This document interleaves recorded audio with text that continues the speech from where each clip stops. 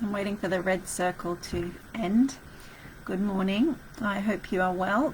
It's Wellness Wednesday, and I'm looking pretty hot and sweaty and unmanicured this morning, but apologies for that. It's kind of cool, so I went for a run just to make the most of the time this morning, and it's sunny for the first time in several days, so I put washing on the line, and those two things, going for a run, hanging washing outside, have been a positive start to the day, because it's been non-stop raining for the last few days, and let's hope we don't have any more cyclone type activities coming. So thanks very much for joining me. I hope you're well and having a good week wherever you are. I've got a relatively short live today because I've got a few things that I need to crack on with. And I thought I'd start by sharing a funny story that happened yesterday.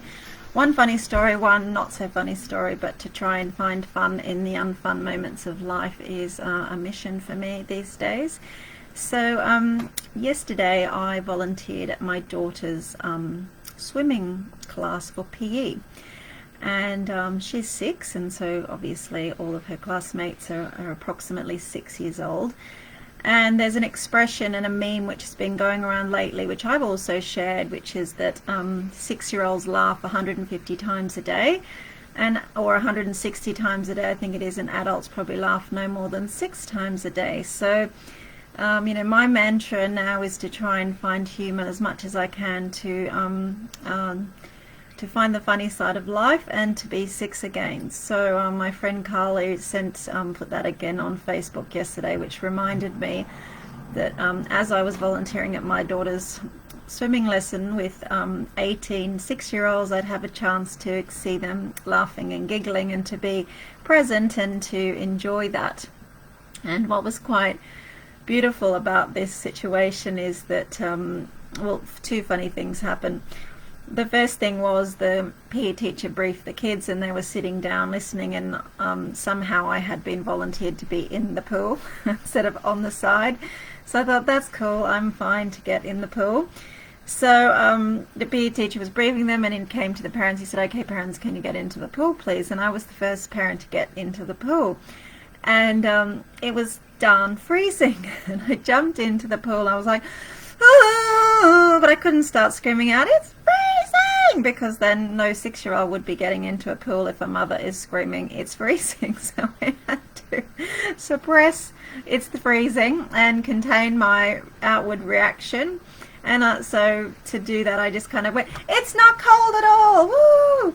And jumped into the pool. And then the next parent jumped into the pool, and she looked at me with eyes wide open going, it's so cold. And I was like, I know. And then the PE teacher got into the pool, and he went, oh, you lied.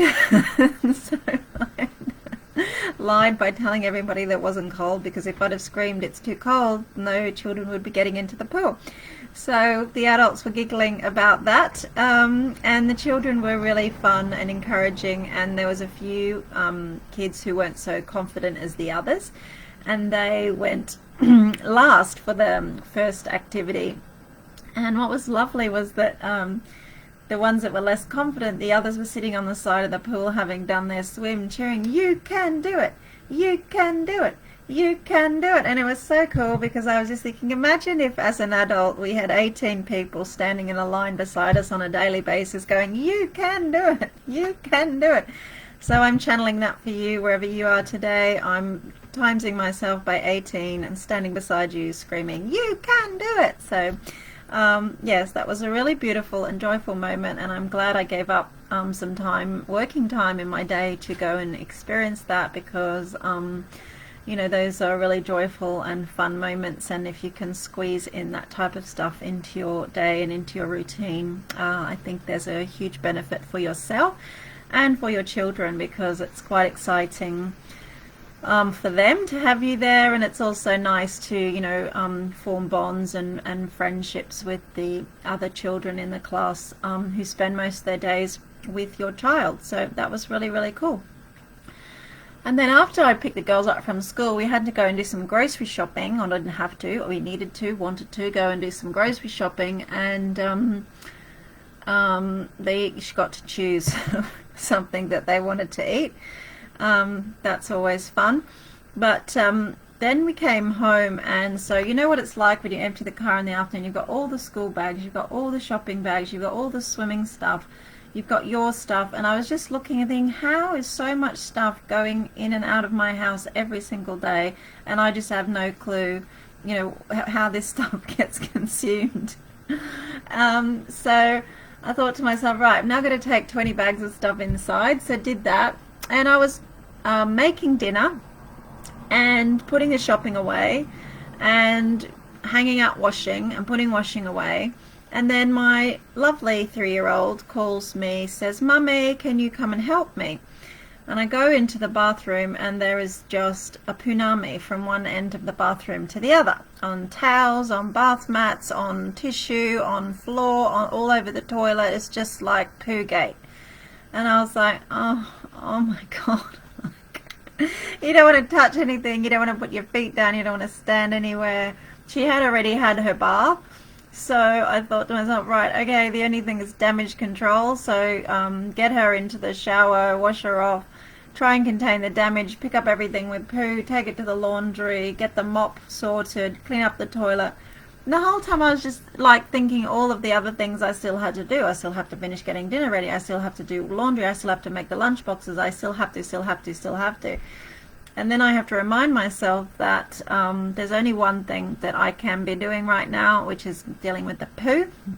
And as much as I don't want to make that something that I enjoy doing, because I know that I don't necessarily enjoy doing it, I had to find the aspect of this situation to be grateful for. So I was grateful for the fact that she's now starting to seek the toilet on her own to do her Pooh, and she is trying.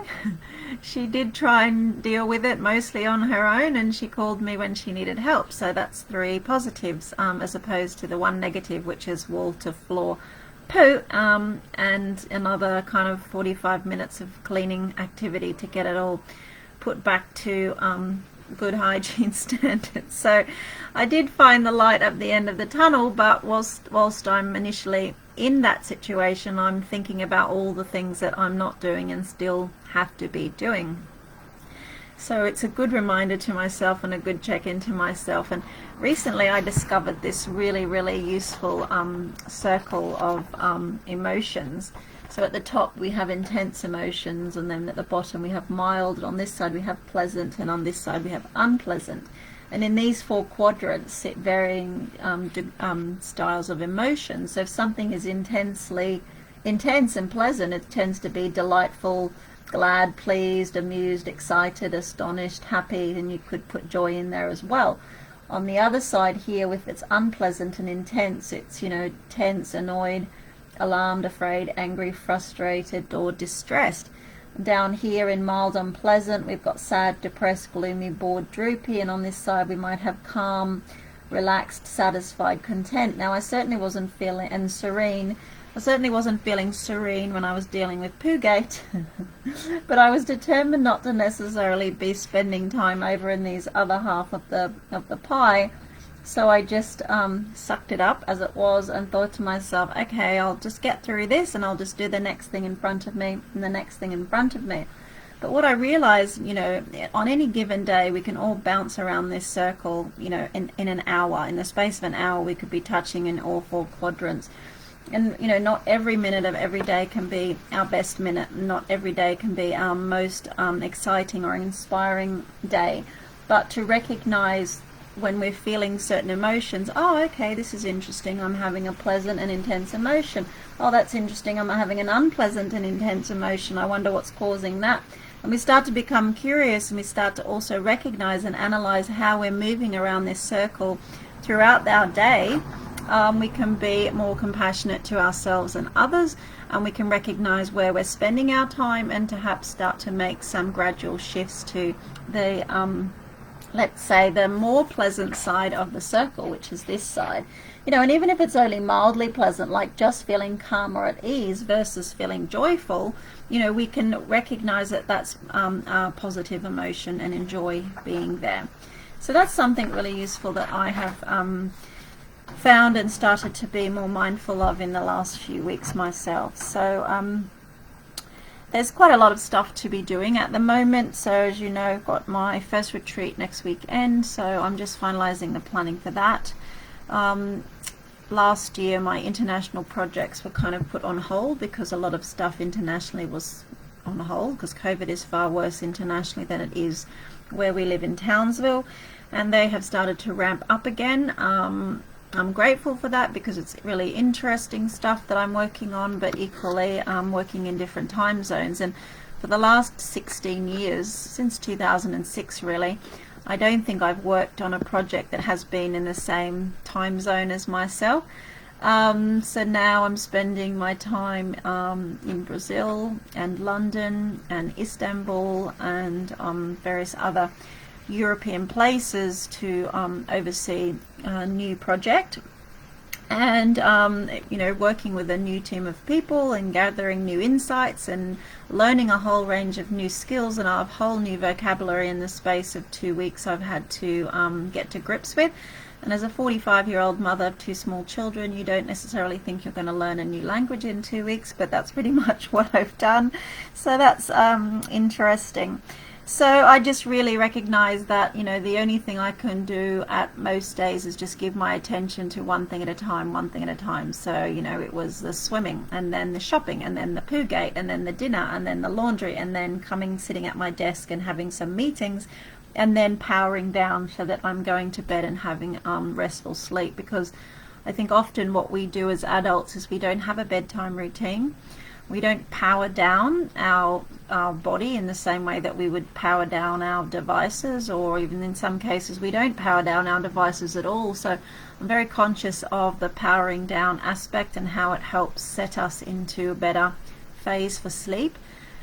And there's digital detox has become a common word recently, and even our publisher was chatting about it on Monday, about doing a digital detox and not having our phones attached to our body 24/7, because if you've watched The Social Experiment on Netflix, you'll know that that is designed to keep your heightened state of alert all the time, which is also not healthy for us long term. So I was happy just to go for a run now for 35 minutes without my phone on my person, thinking to myself, in 35 minutes, hopefully, not a lot I won't be needed for much, and I can enjoy, the feeling of being out jogging without my phone attached to my person, and just kind of let that go for 30 minutes. So it is good because you can think more freely, and you're not thinking about who might be trying to reach you and what they want to be asking you and what you need to be doing. So digital detox is important, and winding down and powering down